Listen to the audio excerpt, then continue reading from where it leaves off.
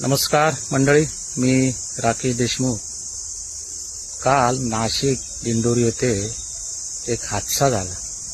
रस्त्यालगत असणाऱ्या विहिरीमध्ये कार कोसळून त्या अपघातामध्ये 9 जणांचा दुर्दैवी आणि दुःखद अंत झालेला आहे, मृत्यू झालेले आहेत।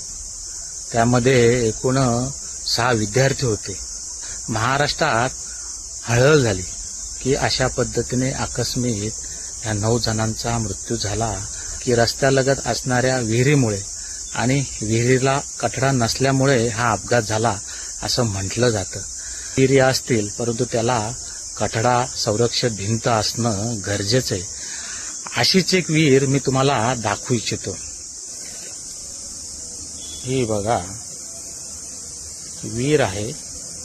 या ठिकाणी बघाल तर हा रोड आणि एखादा लहान मूल जर असं खेळता खेळता आला तर डायरेक्ट ह्या विहिरीमध्ये पडू शकतो। कठडा आहे, मातीचा थर असल्यामुळे तो आता कमी झालेला आहे। या ठिकाणी थोडासा कठडा आहे परंतु इथे कठडा निघालेला आहे बघा।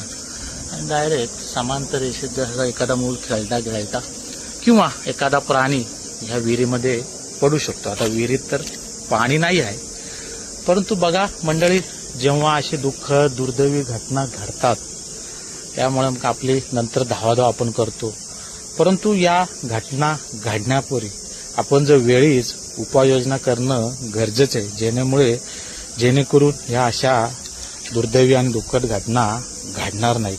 आपल्या सर्वांना आठवत असेल 2006 सालची घटना हरियाणातील आहे। कुरुक्षेत्र येथील प्रिन्स नावाचा मुलगा असाच एक बोरवेलमध्ये पडला होता 2006 साली। त्यानंतर मग आर्मीचे असतील, जवान असतील, सर्वांनी 50 तासाच्या अथक प्रयत्नानंतर त्या ठिकाणी त्याला काढण्यात आलं।